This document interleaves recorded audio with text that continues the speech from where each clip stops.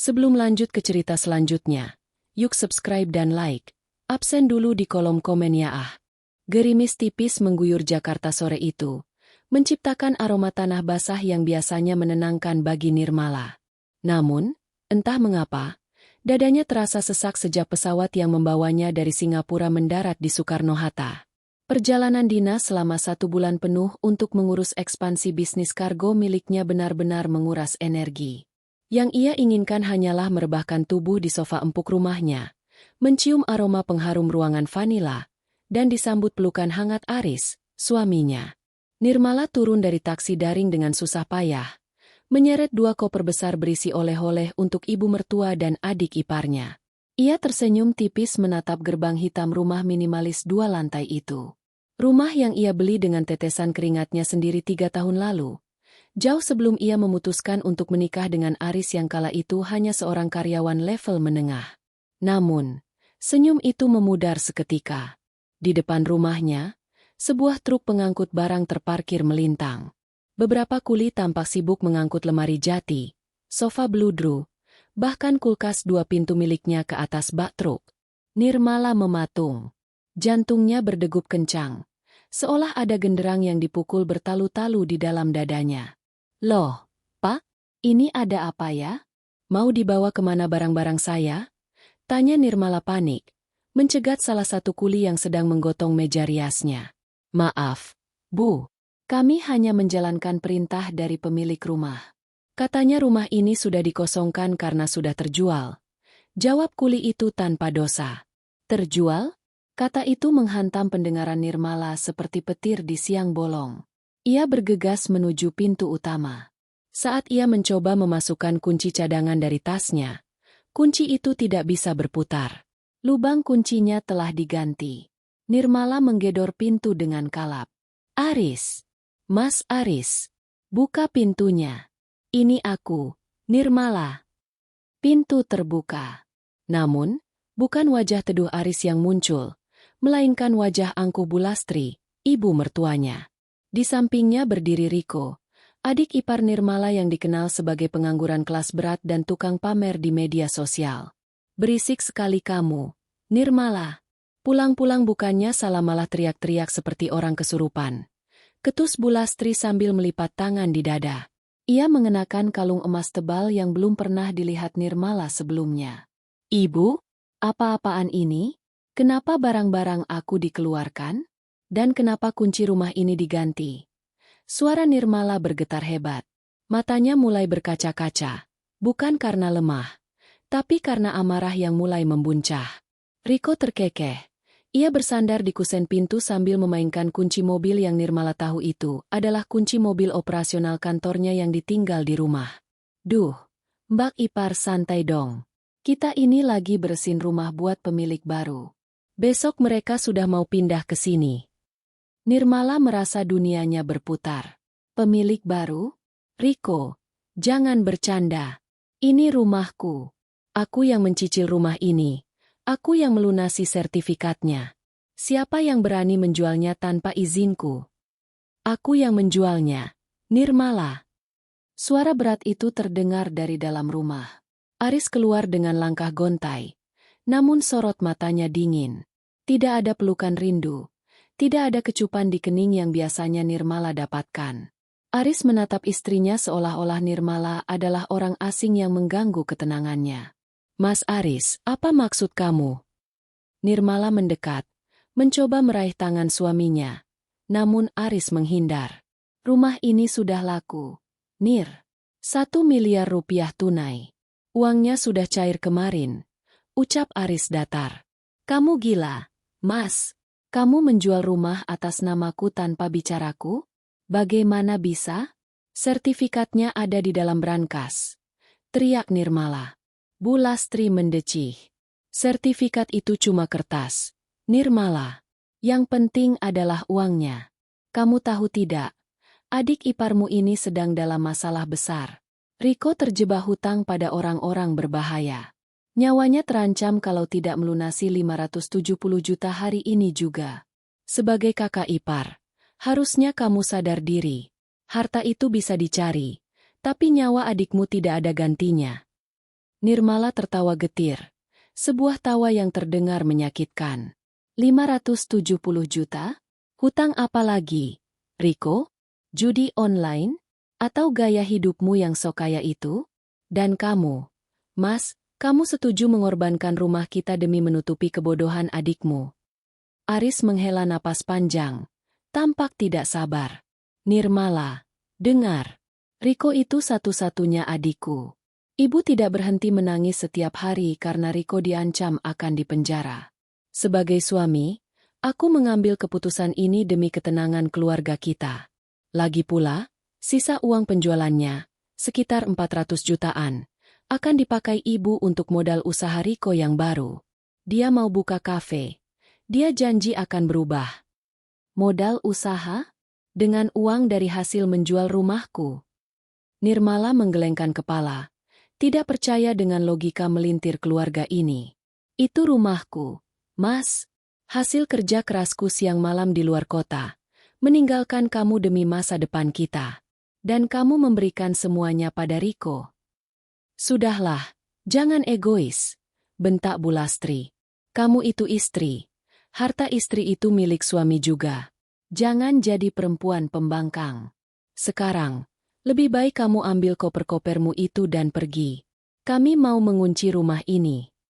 Riko kemudian maju. Ia mengambil 2 koper yang dibawa Nirmala tadi, lalu dengan kasar melemparnya ke arah jalanan hingga salah satu koper terbuka dan isinya, baju-baju kerja Nirmala, tercecer di aspal yang basah. Sekarang kamu sudah tak memiliki harta lagi. Nirmala, rumah hilang, mobil aku yang pakai. Kamu itu cuma perempuan miskin yang sok hebat karena punya jabatan di kantor orang. Sekarang lihat diri kamu dasar miskin. Ejek Riko sambil tertawa puas. Bulastri ikut menimpali. Benar. Selama ini kamu sombong sekali karena merasa paling banyak uang di keluarga ini. Sekarang posisi kita berbalik. Kamu tidak punya apa-apa lagi. Masmu akan tinggal di kontrakan kecil sementara. Dan kalau kamu mau ikut, kamu harus jadi istri yang penurut, jangan banyak menuntut. Nirmala menatap tumpukan pakaiannya yang kotor terkena air hujan. Ia menatap wajah suaminya yang hanya diam membisu, lalu menatap wajah mertua dan adik iparnya yang penuh kebencian dan keserakahan. Keheningan sempat tercipta selama beberapa detik, sebelum akhirnya suara tawa kecil keluar dari bibir Nirmala. Tawa itu perlahan mengeras, berubah menjadi tawa yang sangat renyah. Seolah ia baru saja mendengar lelucon paling lucu di dunia. Bulastri mengernyitkan dahi. Wajahnya memerah karena kesal. Apanya yang lucu? Kamu sudah gila ya karena jatuh miskin? Aku bicara serius. Malah tertawa. Nirmala menyeka air mata di sudut matanya karena terlalu banyak tertawa. Ia berdiri tegak. Auranya tiba-tiba berubah. Ketakutan dan kesedihan yang tadi menyelimutinya menghilang, digantikan oleh tatapan tajam yang membuat Aris tiba-tiba merasa merinding. Ibu bertanya apa yang lucu. Nirmala mengatur napasnya. Yang lucu adalah, Ibu dan Riko merasa sudah menang. Padahal kalian baru saja melompat ke dalam jurang yang kalian gali sendiri. Nirmala menatap Aris dengan senyum miring yang misterius. Dan kamu, Mas, aku tidak menyangka pengkhianatanmu semurah ini. Mereka tidak tahu bahwa sertifikat yang Aris jual hanyalah selembar kertas yang sudah tidak berharga, dan badai yang sebenarnya baru saja dimulai. Tawa Nirmala masih menyisa di udara, tipis namun tajam, seperti sembilu yang mengiris keheningan sore itu. Gerimis kian menderas, membasahi rambut dan bahunya, namun ia tak bergeming. Di hadapannya, Aris tampak gelisah.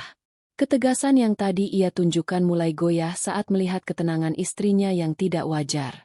Kenapa diam, Mas? Kenapa tidak ikut tertawa bersama ibu dan adikmu?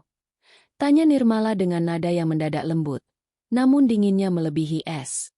Nirmala, cukup. Jangan berakting seolah kamu masih punya kendali. Bentak Aris, meski suaranya sedikit bergetar. Aku ini suamimu, imammu.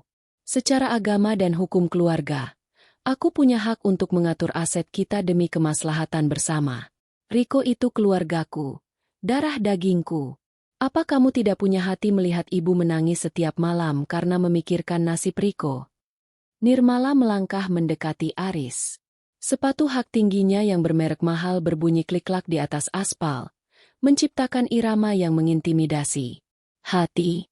Kamu bicara soal hati setelah kamu mencuri sertifikat dari brankas pribadiku saat aku sedang bekerja keras di luar negeri? Kamu bicara soal kemaslahatan setelah kamu memberikan hasil jerih payahku selama bertahun-tahun kepada seorang penjudi dan pemalas seperti Riko. Mulutmu dijaga ya? Sela Riko dengan wajah garang. Ia melangkah maju, mencoba menggertak Nirmala. Mas Aris itu kepala keluarga. Kamu itu cuma numpang nama di sertifikat itu karena dulu Mas Aris mau menyenangkan hatimu saja. Sekarang, rumah itu sudah jadi milik Pak Gunawan. Uangnya juga sudah masuk rekening Mas Aris, dan sebagian sudah aku pakai buat bayar hutang. Kamu mau apa? Lapor polisi? Silakan. Mas Aris yang tanda tangan. Dia suamimu. Polisi bakal bilang ini urusan rumah tangga. Bu Lastri ikut berkacak pinggang. Sudahlah, Aris. Jangan ladeni perempuan gila ini. Biarkan dia meratapi nasibnya di pinggir jalan. Mari kita masuk. Ibu mau pilih kamar mana yang mau kita kunci sebelum orangnya datang besok pagi untuk serah terima. Nirmala hanya menatap mereka dengan tatapan kasihan. Mas Aris, kamu benar-benar yakin dengan apa yang kamu lakukan? Kamu yakin sertifikat yang kamu ambil dari brankas itu adalah sertifikat asli yang berlaku? Langkah Aris terhenti. Ia menoleh dengan dahi berkerut. Apa maksudmu? Aku mengambilnya dari kotak rahasiamu. Warnanya hijau, ada segelnya, dan Pak Gunawan, pembeli itu, sudah mengeceknya lewat orang kepercayaannya. Semuanya sah. Jadi kamu memang sudah merencanakannya sejak lama ya? Gumam Nirmala sambil mengangguk-angguk. Kamu mencari kunci cadangan brankasku, menggeledah dokumen pribadiku, dan menjualnya di belakangku. Luar biasa. 10 tahun kita bersama. Mas, aku membangun semuanya dari nol, membantumu melunasi hutang kuliahmu, membelikanmu mobil, bahkan memberimu posisi di perusahaan kargo itu. Dan ini balasanmu. Jangan mengungkit-ungkit jasa. Itu kewajiban istri membantu suami. Potong Bu Lastri tajam. Kamu itu sudah kaya. Nirmala. Jangan pelit sama keluarga sendiri. Apa susahnya sih merelakan satu rumah ini saja? Nirmala menarik napas panjang, mencoba menahan muak yang sudah sampai ke tenggorokan. Ia menatap Aris tepat di matanya, mencari sisa-sisa cinta yang mungkin masih ada. Namun yang ia temukan hanyalah ego yang terluka dan keserakahan yang membutakan. Mas, aku memberimu satu kesempatan terakhir. Batalkan transaksi itu sekarang. Kembalikan uang Pak Gunawan, dan minta maaf padaku. Jika kamu melakukannya, mungkin, hanya mungkin, aku tidak akan membiarkanmu hancur, ucap Nirmala pelan. Aris tertawa sinis. Membatalkan? Uangnya sudah habis setengahnya. Nir. Lagi pula, siapa kamu memerintahku? Kamu sekarang tidak punya apa-apa. Rumah ini bukan milikmu lagi. Mobil. Itu juga akan aku tarik karena itu aset keluarga. Mulai besok, kamu bukan siapa-siapa. Kamu cuma perempuan gelandangan kalau aku menceraikanmu sekarang. Mendengar kata, cerai, jantung Nirmala mencelos sejenak, namun segera diikuti oleh rasa lega yang luar biasa. Beban yang selama ini ia pikul, menjaga perasaan mertua yang tak tahu diri dan suami yang manipulatif, seolah terangkat seketika. Jadi, itu keputusanmu? Kamu lebih memilih menjadi pencuri aset istri demi membela adikmu yang hancur itu. Aku bukan pencuri.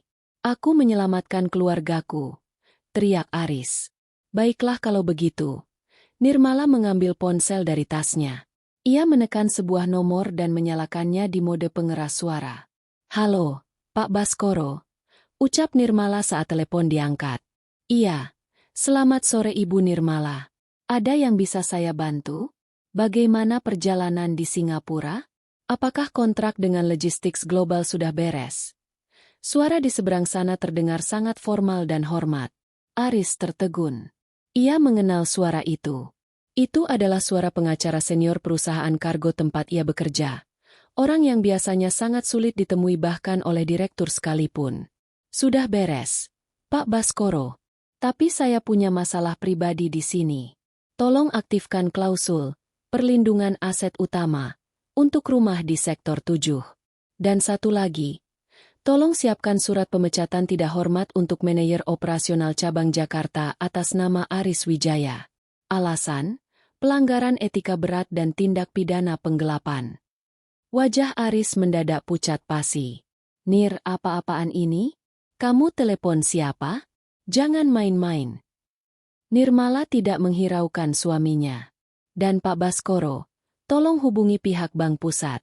Beritahu mereka bahwa sertifikat nomor 455 yang dijaminkan atau dipindah tangankan hari ini adalah dokumen yang sudah dilaporkan hilang dan dibatalkan statusnya tahun lalu, karena sudah dialihkan ke aset korporasi PT Nirmala Megah Perkasa. Baik, Bu. Akan segera kami proses. Tim hukum kami juga akan menuju lokasi Ibu sekarang.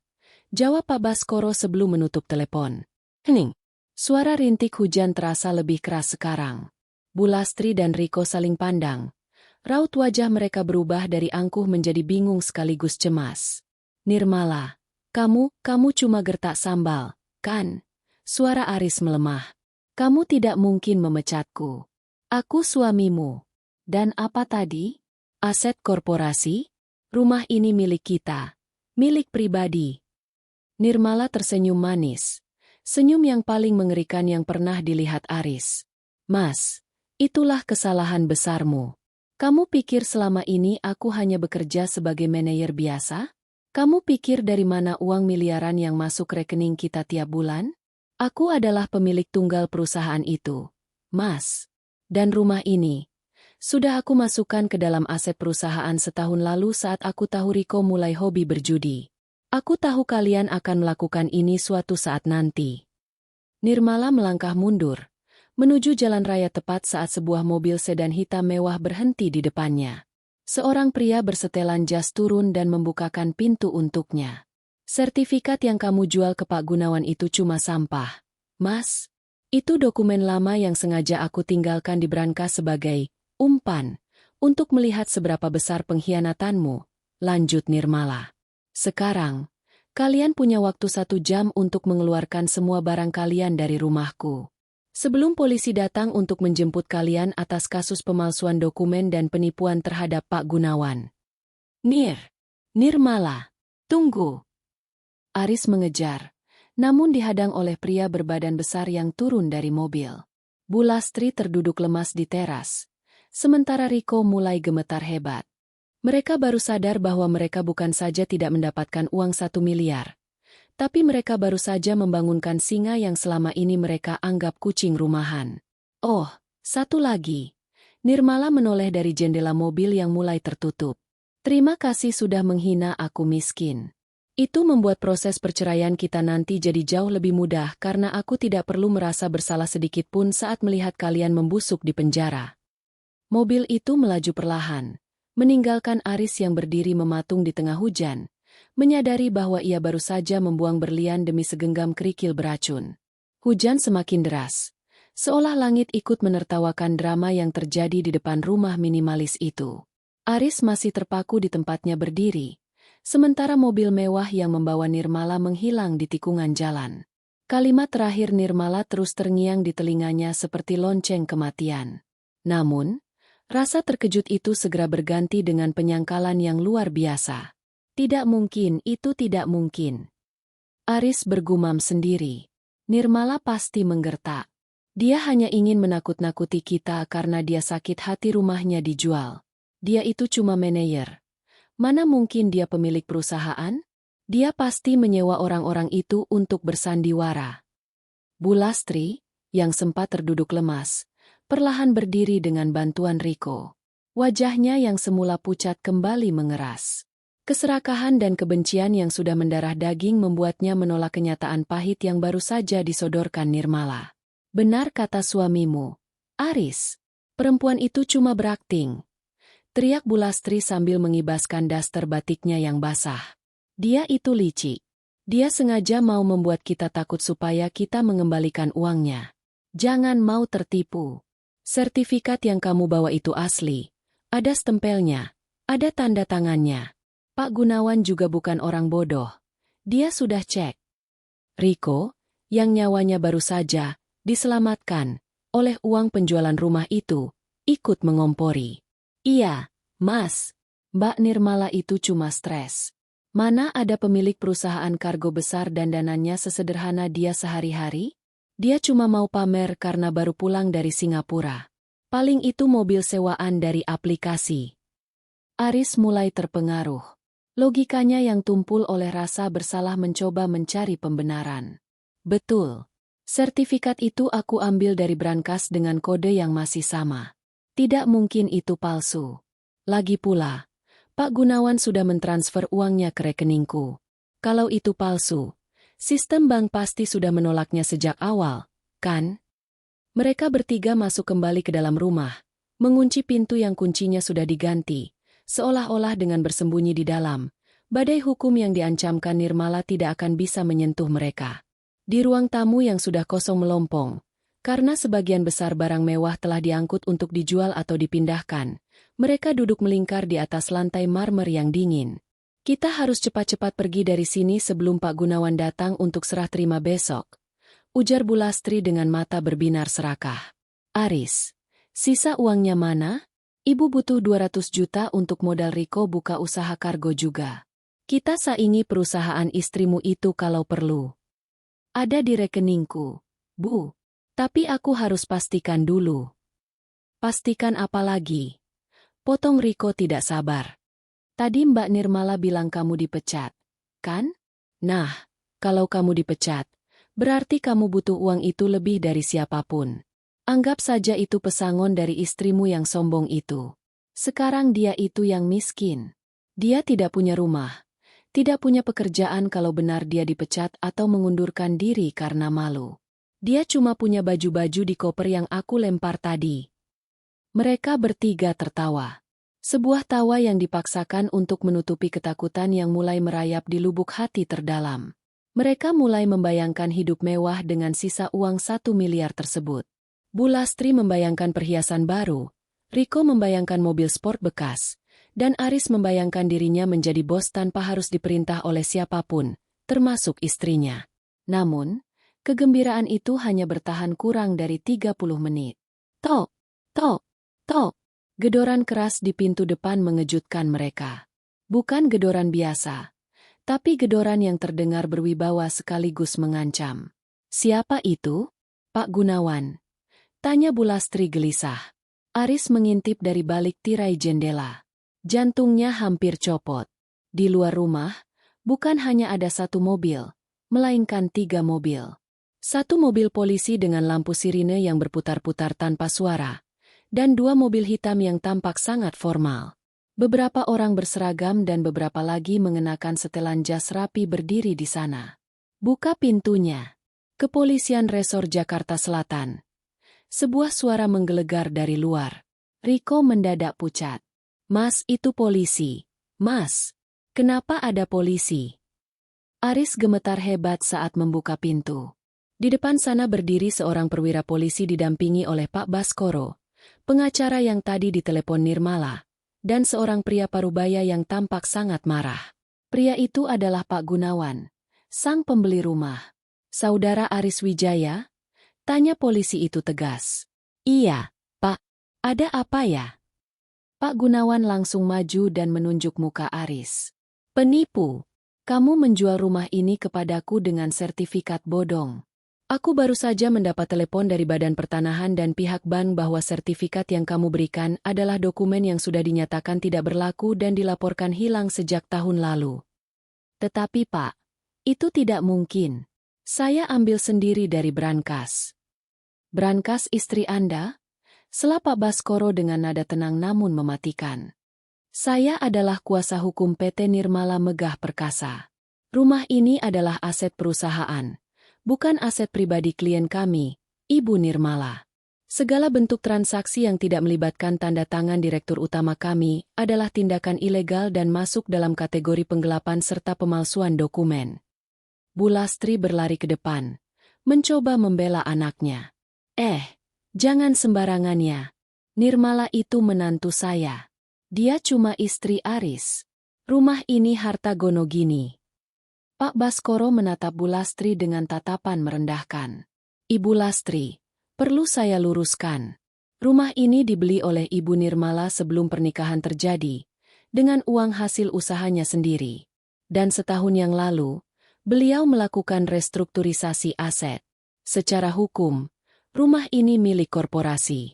Tindakan anak Anda menjualnya adalah tindak pidana murni. Polisi segera mengeluarkan borgol. Saudara Aris, Anda kami tahan atas laporan penipuan dan penggelapan. Dan untuk Saudara Riko, Anda juga akan kami bawa untuk dimintai keterangan terkait aliran dana hasil penipuan ini. Apa? Tidak. Aku tidak tahu apa-apa. Ini semua ide Mas Aris dan Ibu. Teriak Riko mencoba melarikan diri lewat pintu belakang, namun 2 petugas polisi sudah berjaga di sana.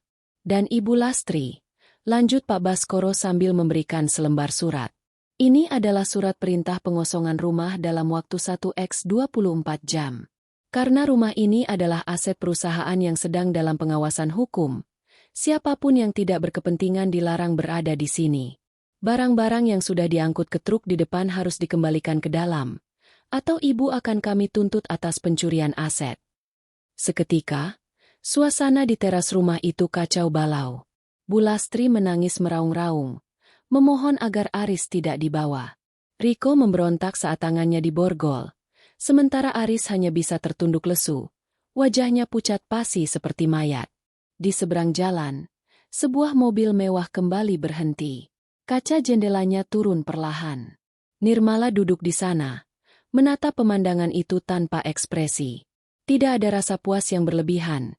Hanya ada rasa lega karena parasit-parasit itu akhirnya mendapatkan inangnya yang pantas. Ia teringat ejekan mereka beberapa menit lalu. Sekarang kamu sudah tak memiliki harta lagi. Dasar miskin.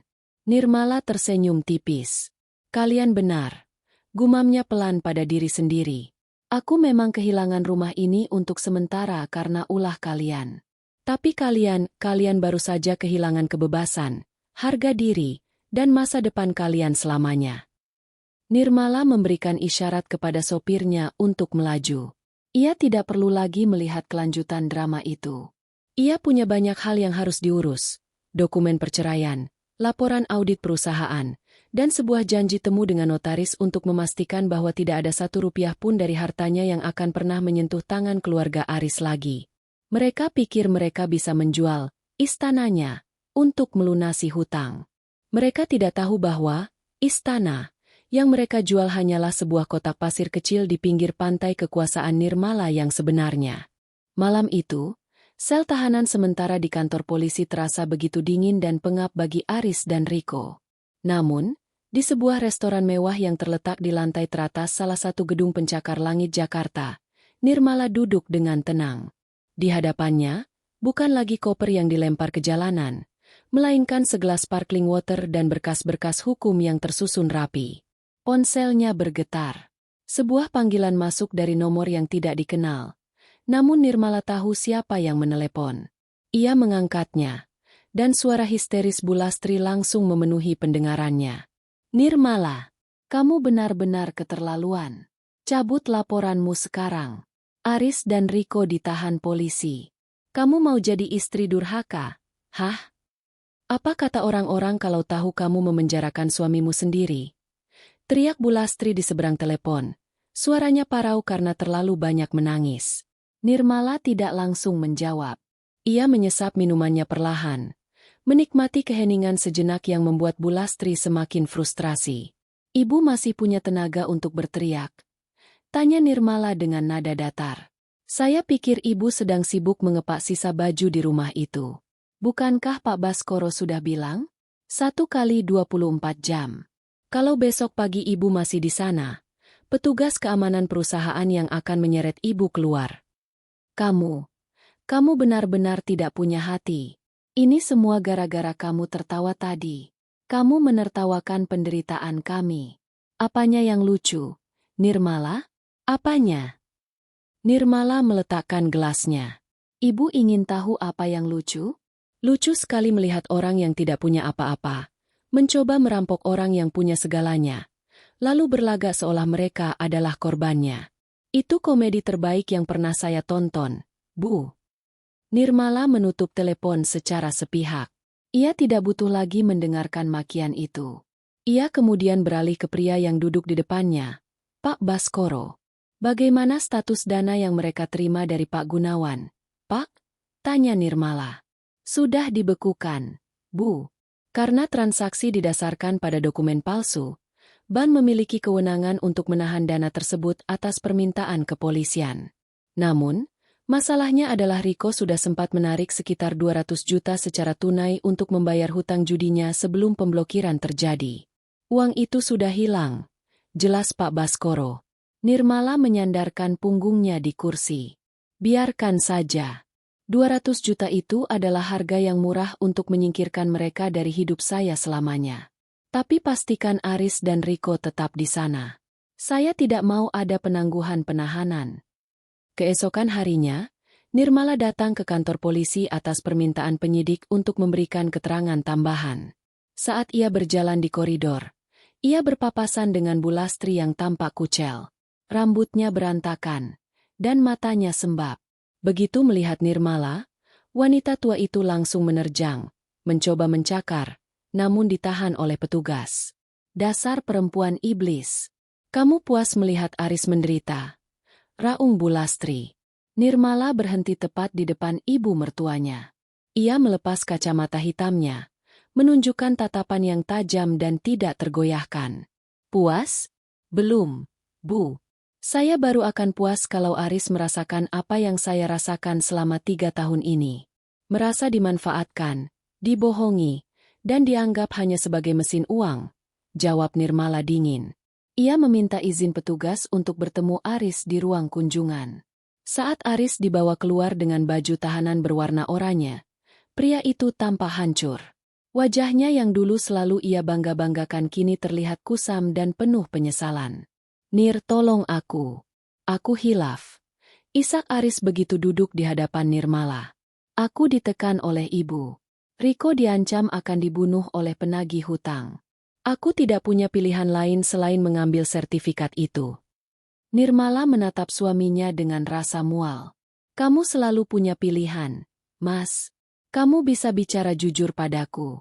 Kamu bisa memintaku membantu Riko dengan cara yang benar. Misalnya memasukkannya ke rehabilitasi atau membiarkannya bekerja di gudang. Tapi kamu memilih untuk mencuri dariku. Kamu memilih untuk mengkhianati kepercayaan istrimu sendiri. Aku akan kembalikan semuanya. Nir, aku akan bekerja lebih keras. Dengan pekerjaan apa, Mas? Kamu sudah saya pecat. Namamu sudah masuk dalam daftar hitam di seluruh asosiasi logistik. Tidak akan ada perusahaan yang mau menerima orang yang mengkhianati perusahaannya sendiri. Nirmala menggeser selembar kertas ke arah Aris. Tanda tangani ini. Aris melihat kertas itu. Surat gugatan cerai.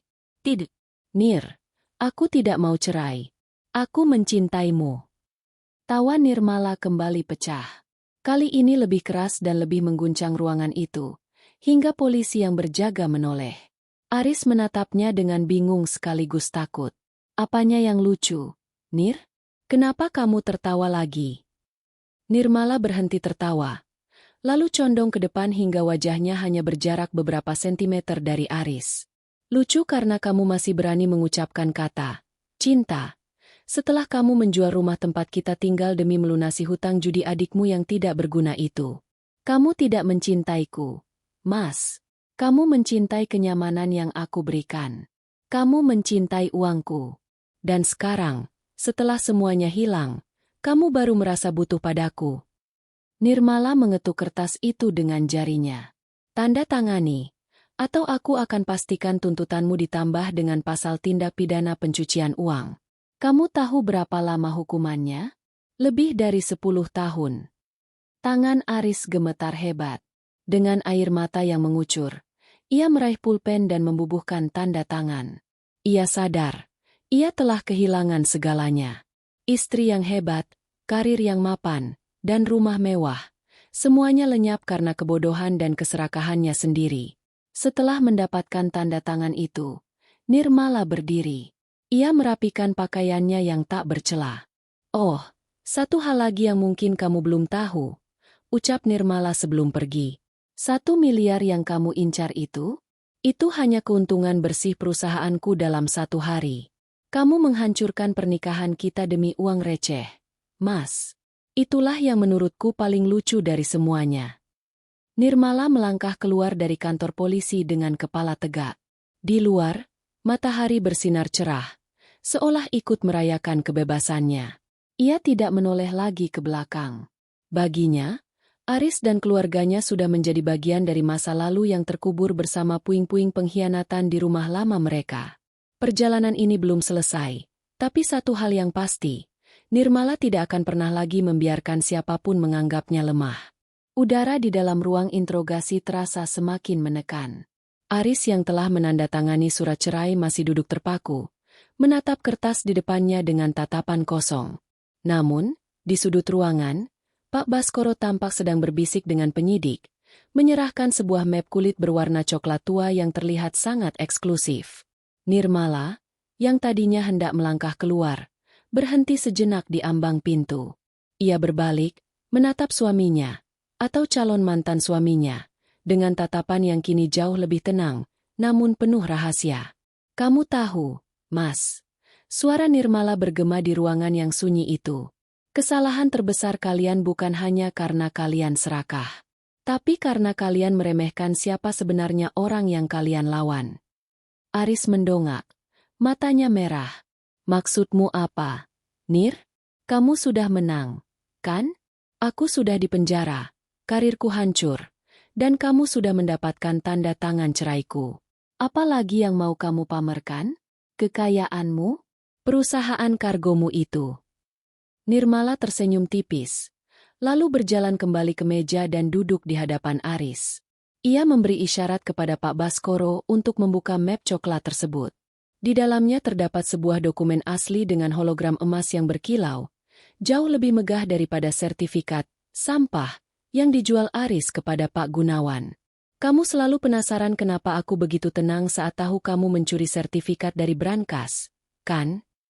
Nirmala mengeluarkan selembar surat keputusan dari Badan Pertanahan Nasional, BPN. Sertifikat yang kamu ambil itu, sertifikat hak milik nomor 455, sebenarnya sudah aku matikan statusnya secara legal sejak 18 bulan yang lalu. Aris mengerutkan kening. Matikan? Tapi aku melihatnya sendiri. Segelnya asli, tanda tangannya asli. Memang asli. Tapi itu adalah dokumen yang sudah dinyatakan, tidak berlaku, karena ada perubahan fundamental pada status tanah tersebut. Sela Pak Baskoro dengan nada profesional. Ibu Nirmala tidak hanya memindahkan aset ini ke korporasi, tapi beliau menggabungkan lahan rumah tersebut dengan 3 lahan di sekitarnya untuk proyek pembangunan kawasan pergudangan pintar terintegrasi. Nirmala menyambung. Artinya, Mas, rumah yang kamu jual itu secara hukum sudah tidak eksis sebagai rumah tinggal. Di sistem negara, rumah itu sekarang terdaftar sebagai zonasi industri dan komersial atas nama PT Nirmala Megah Perkasa. Sertifikat yang kamu curi itu hanyalah salinan arsip lama yang sengaja aku simpan untuk satu tujuan. Aris ternganga. Sengaja? Jadi kamu sengaja menjebakku. Bukan menjebak, Mas. Itu disebut uji loyalitas. Jawab Nirmala dingin. Aku tahu sejak setahun lalu bahwa Ibu dan Riko mulai menekanmu soal hutang-hutang itu. Aku ingin tahu, sejauh mana kamu akan pergi untuk melindungiku, atau justru menghancurkanku. Dan ternyata, kamu memilih untuk menjadi pencuri. Nirmala menyandarkan punggungnya. Matanya berkilat. Lucunya, Pak Gunawan itu sebenarnya adalah mitra bisnisku. Dia tahu persis bahwa sertifikat itu palsu. Dia sengaja membeli rumah itu darimu atas permintaanku, agar ada bukti transaksi ilegal yang nyata untuk membawamu ke sini. Pernyataan itu bagaikan hantaman gada besar bagi Aris. Seluruh tubuhnya lemas. Jadi, selama ini ia hanyalah bidak catur dalam permainan istrinya sendiri? Pak Gunawan, orang yang ia pikir sebagai dewa penolong yang membawa uang 1 miliar, ternyata adalah bagian dari rencana Nirmala untuk menjebloskannya ke penjara. Kenapa, Nir? Kenapa kamu setega ini? Isak Aris. Tega. Nirmala tertawa kecil, namun matanya tetap sedingin es. Apa yang lebih tega daripada seorang suami yang tega membiarkan istrinya pulang dari luar negeri hanya untuk mendapati rumahnya telah dijual dan barang-barangnya dibuang ke jalanan seperti sampah? Apa yang lebih tega daripada seorang suami yang membiarkan adiknya menghina istrinya?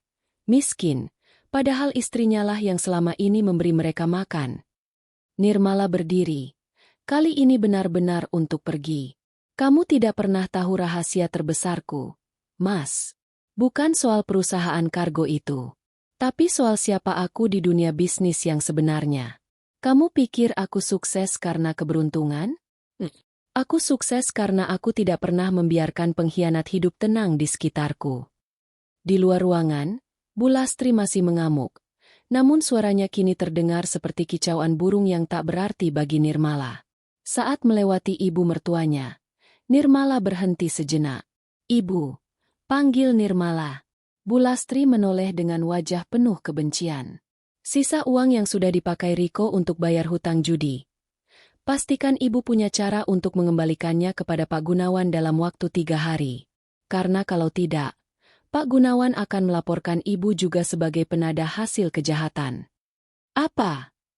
Ibu tidak tahu apa-apa. Itu uang Aris. Teriak Bu Lastri panik. Di mata hukum, ibu adalah penerima manfaat dari uang penipuan itu. Dan Riko? Dia sudah menggunakan uang itu. Jadi, selamat berjuang mencari 200 juta dalam 3 hari, Bu. Mungkin ibu bisa mulai dengan menjual perhiasan emas yang ibu pakai itu. Oh tunggu, perhiasan itu juga kan dibeli pakai uang bulanan dariku, ya? Nirmala melangkah pergi, meninggalkan Bu Lastri yang jatuh terduduk di lantai kantor polisi, meratapi nasibnya yang kini benar-benar berada di titik nadir. Nirmala masuk ke dalam mobilnya. Pak Baskoro duduk di sampingnya. Apa langkah selanjutnya, Bu? Proses pengosongan rumah besok pagi harus berjalan sesuai jadwal, perintah Nirmala. Dan pastikan semua aset yang pernah aku berikan kepada Aris, termasuk mobil dan jam tangan mewahnya, ditarik kembali. Aku mau mereka merasakan apa artinya benar-benar tidak punya apa-apa. Baik, Bu. Lalu bagaimana dengan Pak Gunawan? Berikan dia komisi atas bantuannya. Lalu lanjutkan proses penggabungan lahan. Minggu depan, aku mau rumah itu dirubuhkan. Aku tidak mau ada jejak kenangan dengan keluarga itu lagi. Di sana akan dibangun fondasi untuk gudang baru kita. Mobil melaju membelah kemacetan Jakarta. Nirmala menatap keluar jendela, melihat lampu-lampu kota yang gemerlap. Ia merasa jauh lebih ringan. Rahasia di balik sertifikat itu bukan hanya soal hukum atau harta, tapi soal pembebasan jiwanya dari belenggu keluarga Benalu.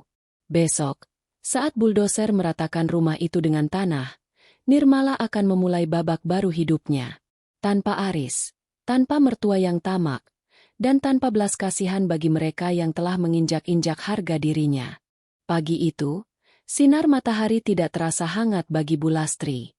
Baginya, cahaya yang menembus jendela ruang tamu yang kini kosong itu terasa seperti lampu sorot di ruang eksekusi. Sesuai ancaman Nirmala, hari ini adalah batas waktu pengosongan rumah. Bu Lastri duduk di atas satu-satunya koper yang tersisa. Matanya merah karena begadang semalaman mencoba menghubungi kerabat untuk meminjam uang, namun nihil. Berita tentang penangkapan Aris dan Riko sudah menyebar di grup WhatsApp keluarga besar. Dan tiba-tiba saja semua orang menjadi sangat sibuk untuk mengangkat teleponnya. Tepat pukul 9 pagi, suara deru mesin mobil-mobil mewah terdengar berhenti di depan pagar. Bu Lastri bergegas berdiri, berharap itu adalah pengacara hebat yang disewa kerabatnya atau mungkin keajaiban lainnya. Namun, yang turun dari mobil pertama adalah Pak Gunawan, sang pembeli yang tempo hari membawa koper berisi uang. Di belakangnya, menyusul dua pria berbadan tegap dengan seragam safari hitam, serta Pak Baskoro yang membawa map berisi dokumen legal. Bu Lastri membuka pintu dengan tangan gemetar. Pak Gunawan, tolong. Pak, beri kami waktu sedikit lagi. Aris sedang di kantor polisi. Saya tidak tahu harus pindah kemana. Pak Gunawan tidak menatap Bu Lastri dengan simpati. Alih-alih menjawab, ia justru berbalik dan membukakan pintu mobil sedan hitam yang baru saja tiba di belakang barisannya. Dari dalam mobil, keluarlah Nirmala.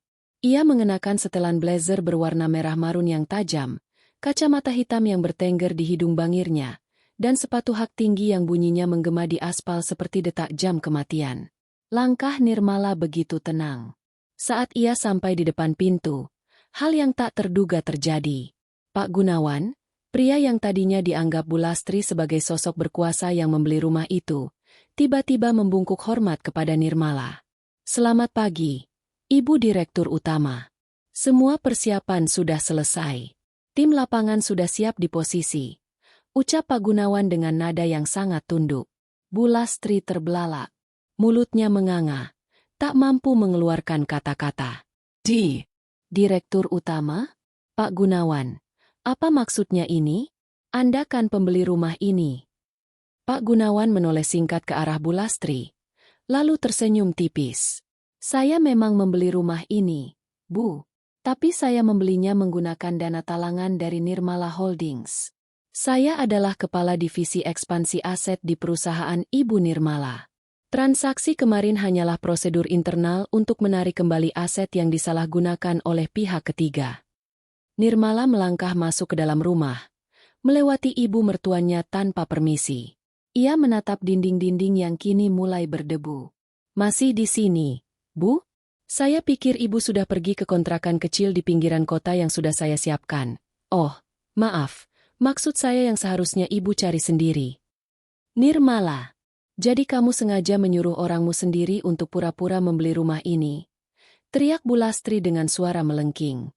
"Kamu menjebak suamimu sendiri dengan anak buahmu. Itu disebut operasi pembersihan, Bu," jawab Nirmala santai sambil membuka kacamata hitamnya. "Kalau saya tidak melakukan ini, Aris mungkin akan menjual rumah ini kepada orang asing yang benar-benar akan mengusir ibu ke jalanan tanpa ampun. Sekarang, secara hukum, rumah ini sudah kembali ke tangan saya seutuhnya melalui jalur korporasi. Dan Pak Gunawan di sini hanya menjalankan tugas untuk memastikan transaksinya tercatat sebagai penipuan oleh Aris." Bu Lastri jatuh berlutut di lantai. "Nir, tolong. Ibu tidak punya tempat tinggal. Riko butuh uang untuk tebusan. Kamu kan kaya. Harta kamu banyak. Kenapa kamu tega sekali pada kami?" Nirmala berjongkok di depan mertuanya, menatapnya dengan pandangan yang sulit diartikan. "Tega? Ibu ingat sebulan lalu saat aku sakit tipes karena kelelahan bekerja? Ibu bukannya merawatku, tapi malah menyuruhku memasak untuk acara arisan ibu karena ibu malu kalau menantu ibu tidak bisa melayani tamu. Ibu ingat saat Riko mencuri perhiasan ibuku yang aku simpan di laci, dan ibu bilang itu salahku karena menaruhnya sembarangan? Di mana hati ibu saat itu?" Bu Lastri bungkam. Ia hanya bisa terisak. "Hari ini, ibu akan keluar dari sini hanya dengan pakaian yang ibu kenakan dan koper itu," lanjut Nirmala sambil berdiri. "Pak Baskoro, silakan panggil tim pembersihan." Beberapa pria berseragam mulai masuk dan mengangkat koper Bu Lastri keluar pagar. Tak lama kemudian, sebuah truk besar dengan logo bulldozer berhenti di depan rumah. Apa yang mau dilakukan truk itu?"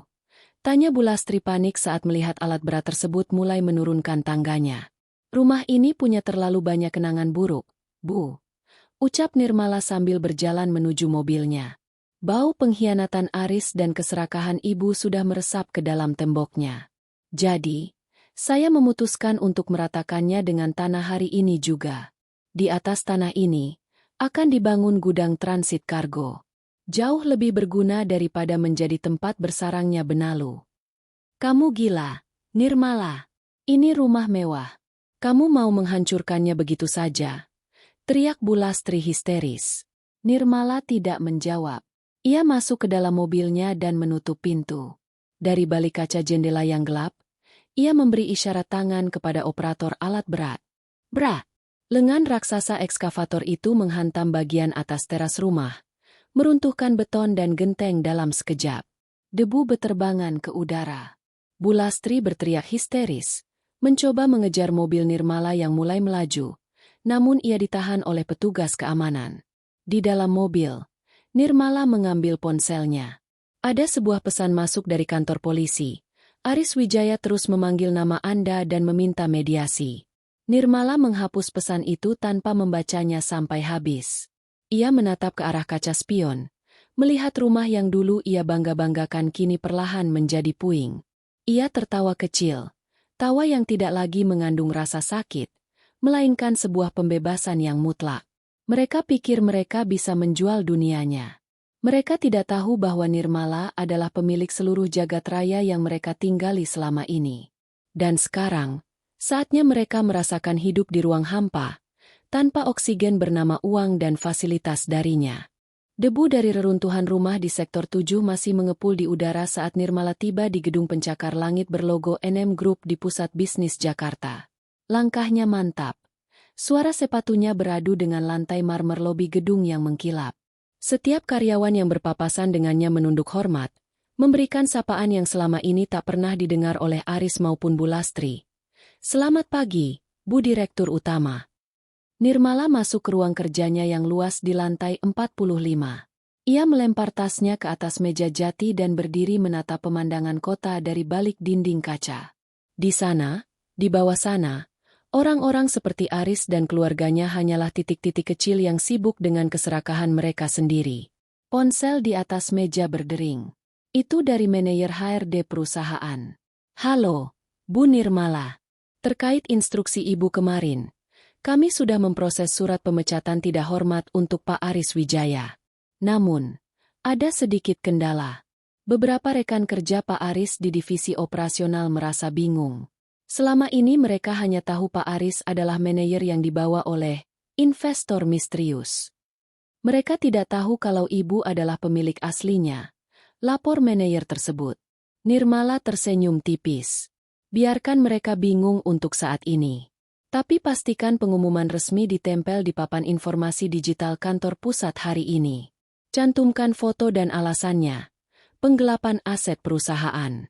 Aku ingin semua orang tahu bahwa tidak ada ruang bagi pengkhianat di NM Group, sekalipun dia adalah suamiku." Sementara itu, di sebuah rumah kontrakan sempit di pinggiran kota yang kumuh, Bu Lastri duduk termenung di atas kasur tipis. Riko baru saja dibebaskan dengan jaminan sementara karena statusnya masih sebagai saksi yang ikut menikmati hasil, namun paspornya disita dan ia wajib lapor setiap minggu. "Ibu, kita harus bagaimana?" tanya Riko frustrasi sambil meremas rambutnya yang berminyak. "Penagih hutang itu sudah tahu aku keluar dari kantor polisi. Mereka mengancam akan datang ke sini kalau sisa 300 juta tidak segera dibayar. Uang dari Pak Gunawan kan sudah dibekukan." Bu Lastri menatap putranya dengan mata cekung. "Kita harus ke kantor Aris, Riko.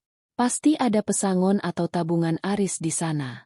Nirmala tidak mungkin sekejam itu sampai memutus semua akses keuangan Aris. Dia kan istrinya. "Tapi Bu, Mbak Nirmala bilang dia yang punya perusahaan itu." "Bohong. Dia pasti cuma menggertak," potong Bu Lastri kasar. "Mana mungkin perempuan yang setiap pagi sibuk menyiapkan sarapan dan hanya minta uang belanja bulanan secukupnya itu punya perusahaan kargo besar? Dia paling cuma simpanan bosnya atau sekretaris yang sok tahu. Kita ke sana sekarang." Dengan sisa uang di dompet, mereka naik taksi menuju gedung NM Group. Di pikiran Bu Lastri, ia akan melabrak Nirmala di depan rekan kerjanya, mempermalukannya sebagai istri yang durhaka, dan menuntut hak Aris. Setibanya di lobi gedung yang megah, Bu Lastri dan Riko mencoba menerobos masuk ke area lift. "Maaf, Ibu dan Bapak, ada janji temu," cegat petugas keamanan bertubuh tegap. "Saya ibunya Aris Wijaya, manajer operasional di sini." "Minggir kamu, saya mau ketemu anak saya atau istrinya yang sombong itu," teriak Bu Lastri. Beberapa orang di lobi menoleh. Bisik-bisik mulai terdengar. Petugas keamanan itu berkomunikasi melalui handy-talkie sebentar. Lalu ekspresinya berubah menjadi dingin.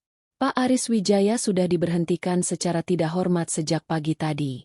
Dan jika Ibu ingin bertemu dengan pemilik perusahaan, silakan tunggu di sana." Petugas itu menunjuk ke arah layar besar di lobi. Tiba-tiba, Layar digital raksasa di lobi yang biasanya menampilkan profil perusahaan berubah. Muncul sebuah video profil pimpinan baru yang akan melakukan ekspansi ke Eropa. Di sana, Nirmala tampak sangat anggun mengenakan setelan bisnis formal, berdiri di mimbar internasional, memberikan pidato tentang masa depan logistik global.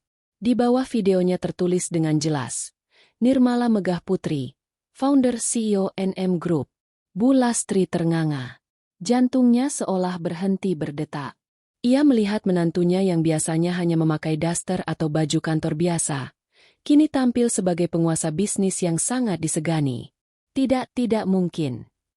Gumam Riko gemetar. Jadi selama ini, kita menghina seorang CEO. Tiba-tiba, pintu lift terbuka. Nirmala keluar didampingi oleh Pak Baskoro dan 4 pengawal.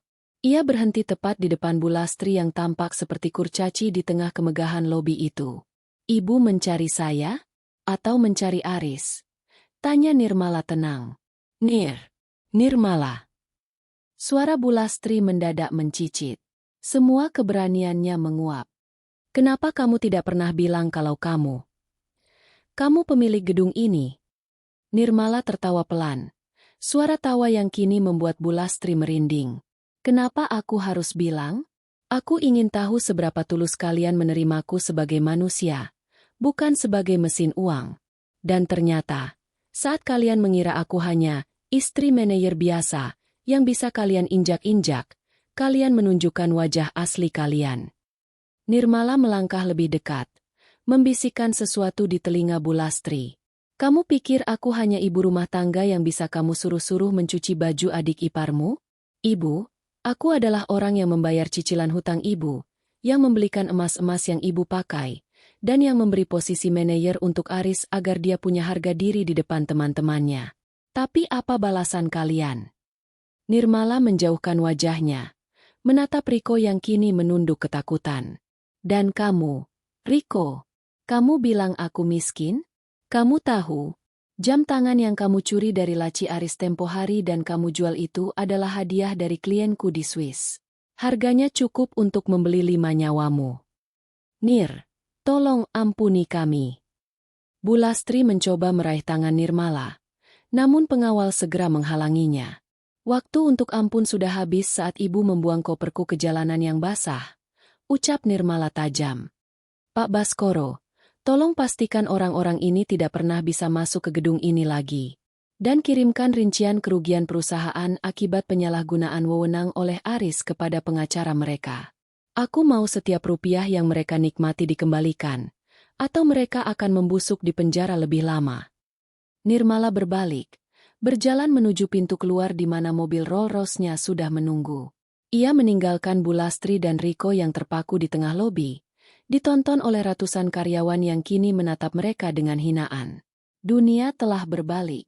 Sang ratu yang selama ini menyamar sebagai pelayan telah mengenakan kembali mahkotanya, dan para benalu yang mencoba mencuri istananya kini harus bersiap menghadapi musim dingin yang paling menyiksa dalam hidup mereka. Hari itu, langit di atas Jakarta tampak labu, seolah mencerminkan suasana hati Aris yang kian meredup di balik jeruji besi. Namun, di kantor pusat NM Group, suasana justru sedang berada di puncak ketegangan yang berbeda. Nirmala tidak hanya ingin memberikan pelajaran moral, ia sedang meluncurkan sebuah serangan hukum yang terstruktur dan mematikan. Di meja kerja Nirmala, tertumpuk dokumen-dokumen audit yang telah selesai dikerjakan oleh tim forensik keuangan selama 48 jam terakhir. Pak Baskoro masuk ruangan dengan wajah serius, membawa map tambahan yang berisi laporan dari Divisi Intelijen Bisnis. Ibu Nirmala. Sapa Pak Baskoro. Hasil audit sudah keluar.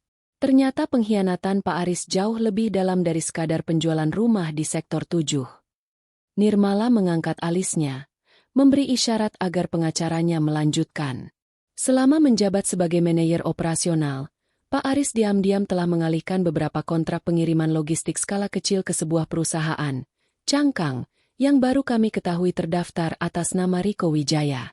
Mereka melakukan markup harga dan menyunat keuntungan perusahaan sebesar 15% dalam 6 bulan terakhir. Total kerugian diperkirakan mencapai 2,4 miliar rupiah. Nirmala menyandarkan punggungnya di kursi kebesarannya. Ia tidak terkejut. Sejak awal ia tahu Aris bukan hanya suami yang lemah, tapi juga pria yang mudah tergiur oleh jalan pintas.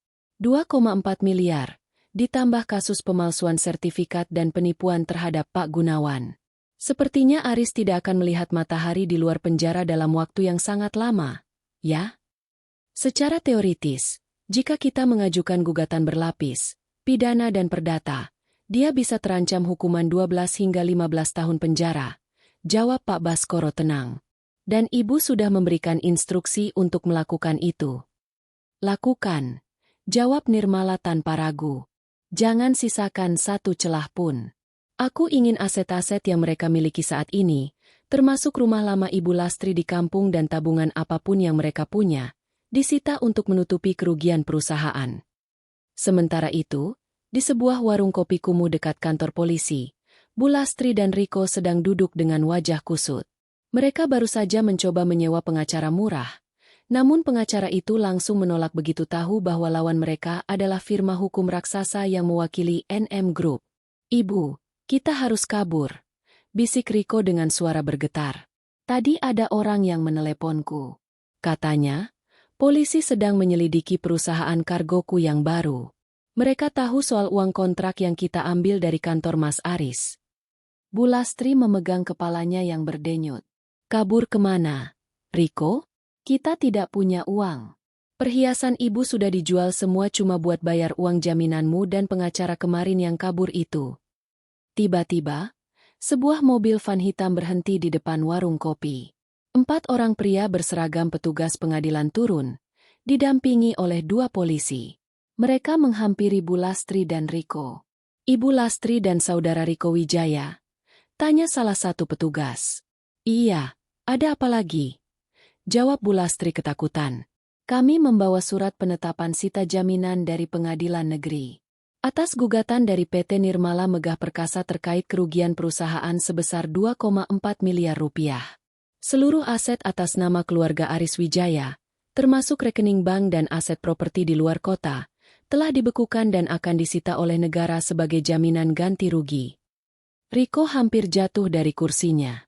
Tapi itu harta kami satu-satunya. Ibu saya mau tinggal di mana? Petugas itu tidak memedulikan rengekan Riko. Kami hanya menjalankan tugas. Dan saudara Riko, Anda juga diminta ikut kami ke kantor polisi sekarang karena ditemukan bukti baru terkait tindak pidana pencucian uang. Ibu! Tolong aku, Bu!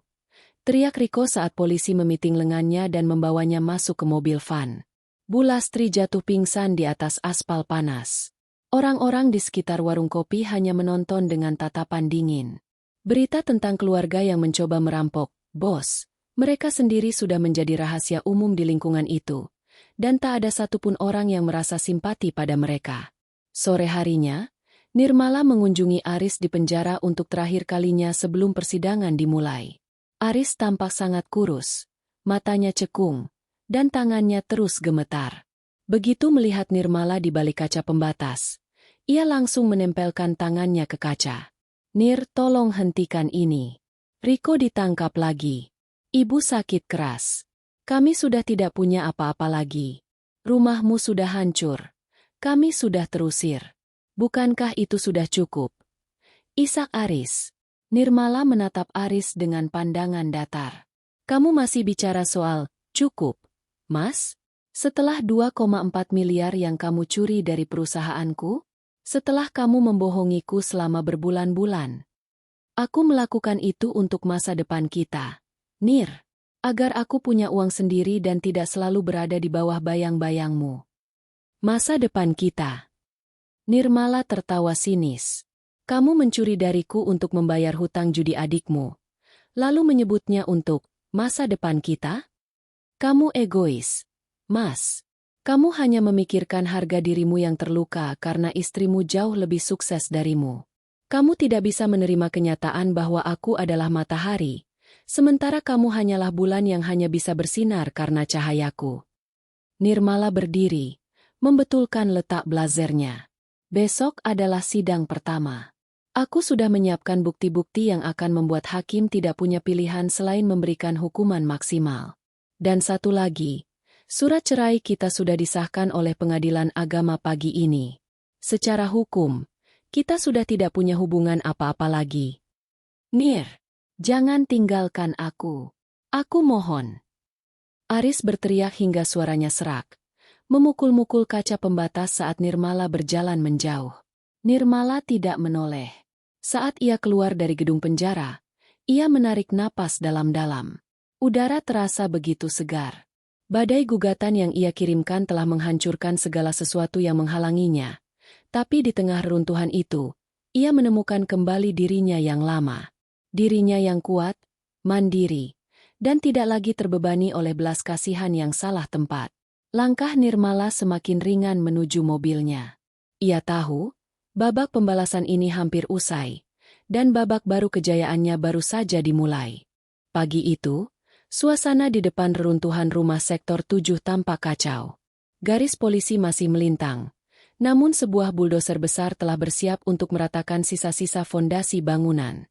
Di pinggir jalan, Bu Lastri berdiri dengan rambut acak-acakan, memeluk sebuah bantal kumal dan tas plastik berisi beberapa lembar daster. Ia tidak lagi memiliki apa-apa. Rumah di kampung yang ia banggakan telah disita, dan rekening banknya yang berisi uang hasil, setoran, Aris telah ludes tak bersisa.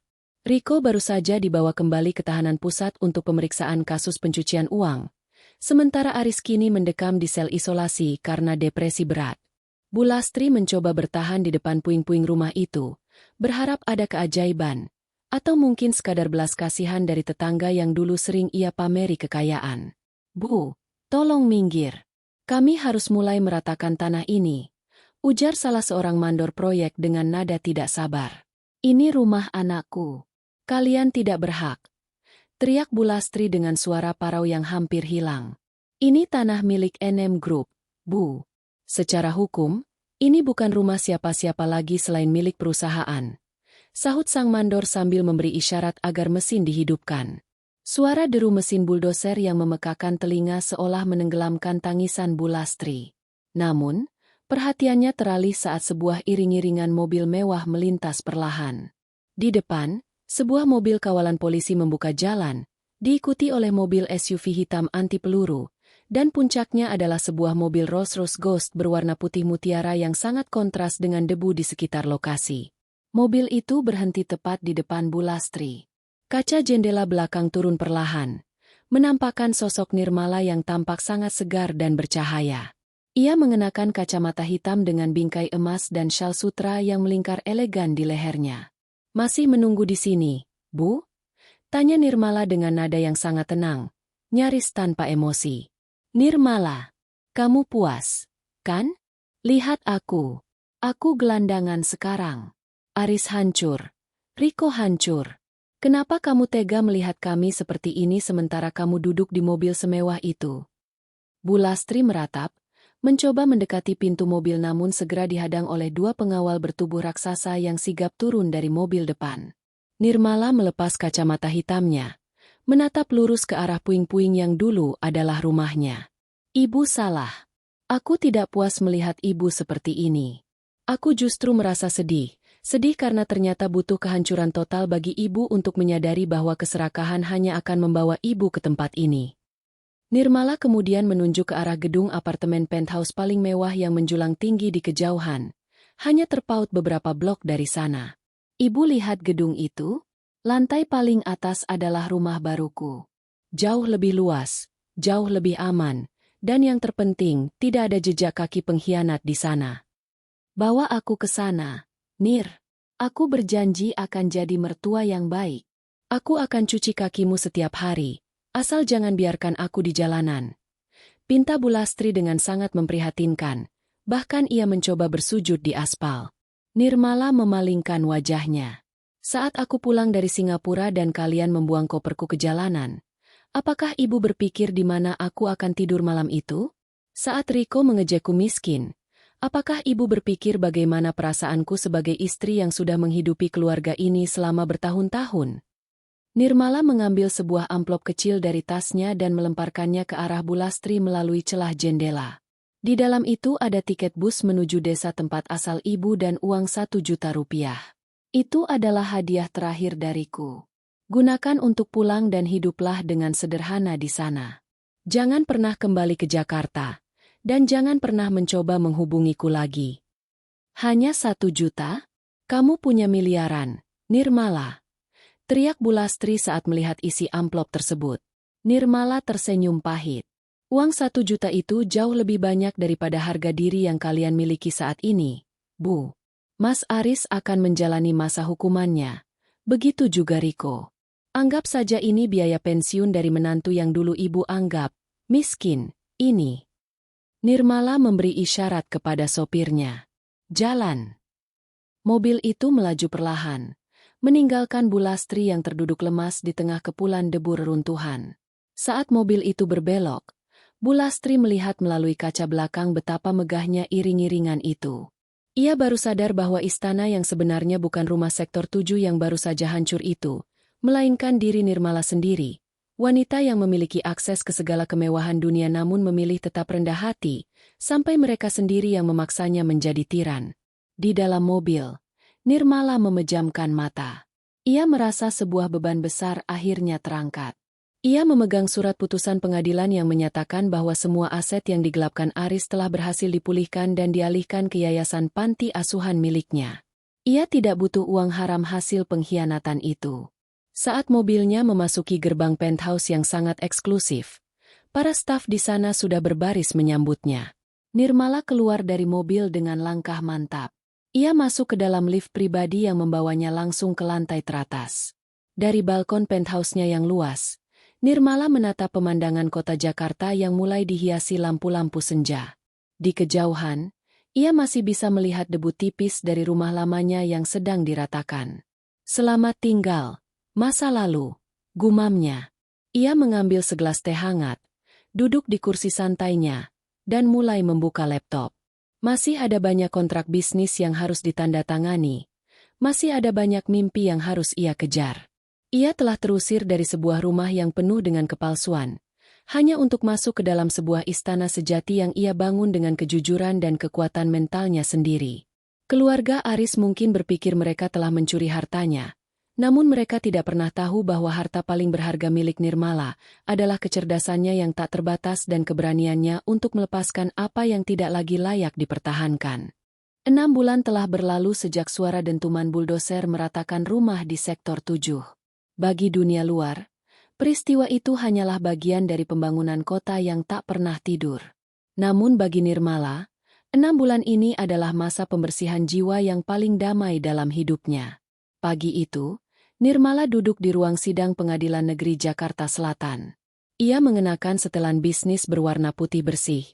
Tampak begitu kontras dengan suasana ruang sidang yang kaku dan tegang. Hari ini adalah pembacaan vonis terakhir untuk Aris Wijaya dan Riko Wijaya. Di kursi pesakitan, Aris tampak seperti bayangan dari dirinya yang dulu. Rambutnya yang mulai memutih dan tubuhnya yang ringkih menunjukkan betapa beratnya kehidupan di balik jeruji besi. Di sampingnya, Riko tertunduk lesu, kehilangan semua keangkuhan yang dulu ia pamerkan di media sosial. Menimbang seluruh bukti-bukti pemalsuan dokumen, penipuan berencana, serta tindak pidana penggelapan dalam jabatan. Hakim mulai membacakan putusan yang panjang itu. Maka dengan ini mengadili, menyatakan terdakwa 1, Aris Wijaya, bersalah dan menjatuhkan hukuman penjara selama 12 tahun. Dan terdakwa 2, Riko Wijaya, dijatuhi hukuman 8 tahun penjara. Ketukan palu hakim terdengar seperti lonceng kematian bagi masa depan kedua pria itu. Aris menangis terseduh-seduh, sementara Riko jatuh pingsan di lantai ruang sidang. Di bangku pengunjung paling belakang, Bulastri meraung histeris, namun petugas keamanan segera membawanya keluar karena dianggap mengganggu jalannya persidangan. Nirmala berdiri dengan anggun. Ia tidak merasakan luapan kegembiraan yang meledak-ledak. Yang ia rasakan hanyalah rasa syukur karena keadilan telah ditegakkan. Saat ia hendak keluar dari ruang sidang, langkahnya terhenti oleh Aris yang memohon pada petugas untuk bicara 1 menit saja dengannya. Petugas memberi izin. Aris menatap Nirmala melalui mata yang sembab. Nir, apakah benar-benar tidak ada kesempatan kedua? 12 tahun, aku akan keluar sebagai orang tua yang tidak punya apa-apa. Nirmala menatap mantan suaminya itu dengan tatapan tenang. Mas, kesempatan kedua itu diberikan saat kamu masih memiliki kejujuran. Tapi kamu memilih untuk menjual semua kesempatan itu demi gengsi dan keluarga yang tidak tahu diri. 12 tahun adalah waktu yang cukup bagimu untuk belajar bagaimana cara menjadi manusia yang menghargai orang lain. Nirmala berbalik tanpa menunggu jawaban. Baginya, Aris sudah mati secara emosional sejak hari ia menjual rumah mereka. Keluar dari gedung pengadilan, Nirmala disambut oleh kilatan lampu kamera para jurnalis ekonomi. Berita tentang CEO undercover yang berhasil membongkar kasus penggelapan di perusahaannya sendiri telah menjadi topik hangat di kalangan pebisnis. Ibu Nirmala, apa langkah selanjutnya untuk NM Group? Tanya seorang wartawan. Nirmala tersenyum manis ke arah kamera. Kami baru saja menandatangani kontrak kerjasama dengan investor dari Uni Emirat Arab untuk membangun pusat logistik hijau terbesar di Asia Tenggara. Masa depan NM Group sangat cerah, dan kami berkomitmen untuk terus maju tanpa ada lagi parasit yang menghambat pertumbuhan kami. Ia masuk ke dalam mobilnya yang kini jauh lebih mewah dari sebelumnya. Di dalam mobil, Pak Baskoro menyerahkan sebuah laporan. Bu, laporan terakhir mengenai Ibu Lastri. Dia sempat mencoba kembali ke rumah lama di kampung, namun warga di sana menolaknya karena reputasi keluarga mereka yang buruk akibat kasus ini. Kabarnya, dia sekarang tinggal di sebuah panti jompo kecil di Jawa Tengah, hidup dari santunan sosial. Dia tidak pernah lagi mencoba menghubungi kita. Nirmala mengangguk perlahan. Bagus. Pastikan panti jompo itu menerima donasi anonim dari yayasan kita setiap bulan secara rutin. Saya tidak ingin dia mati kelaparan, tapi saya juga tidak ingin dia ada di radar kehidupan saya lagi. Sore harinya, Nirmala mengunjungi lokasi bekas rumahnya di Sektor 7. Namun, pemandangannya sudah berubah total. Tidak ada lagi puing-puing. Sebagai gantinya, berdiri sebuah gedung modern dengan arsitektur minimalis yang fungsional, Nirmala Logistic Hub. Gedung itu bukan sekadar tempat penyimpanan barang. Itu adalah simbol dari kekuatan seorang wanita yang bangkit dari pengkhianatan. Nirmala berjalan menuju sebuah taman kecil yang sengaja dibangun di sudut gedung tersebut. Di sana, terdapat sebuah prasasti kecil bertuliskan, harta yang paling berharga bukan terletak pada apa yang kita miliki, melainkan pada siapa kita saat kehilangan segalanya. Ia teringat kembali hari itu. Hari di mana ia berdiri di tengah hujan, diejek miskin, dan ditertawakan oleh mertuanya. Saat itu mereka bertanya, apanya yang lucu? Nirmala tersenyum sendiri. Mereka tidak tahu bahwa saat mereka merasa telah merampas segalanya dari Nirmala, mereka sebenarnya hanya merampas sampah yang selama ini menghambat jalannya menuju puncak yang lebih tinggi. Mereka tidak tahu bahwa dengan menjual rumah itu, mereka secara tidak langsung telah memberikan Nirmala alasan hukum untuk membuang mereka selamanya dari hidupnya yang glamor. Ponselnya berdering. Pesan dari sekretarisnya. Bu, jet pribadi sudah siap. Kita berangkat ke Dubai malam ini untuk pembukaan cabang baru. Nirmala menghirup udara sore dengan dalam. Ia bukan lagi istri yang harus menyembunyikan kesuksesannya demi menjaga ego suaminya. Ia bukan lagi menantu yang harus tunduk pada mertua yang haus harta. Ia adalah Nirmala Megah Putri. Seorang CEO, seorang pejuang, dan pemenang sejati. Sambil melangkah menuju mobilnya yang siap mengantarnya ke bandara, Nirmala menatap langit yang kini berwarna jingga keemasan. Ia telah membuktikan bahwa tawa yang terakhir adalah tawa yang paling manis, dan tawa itu adalah miliknya seutuhnya. Tamat.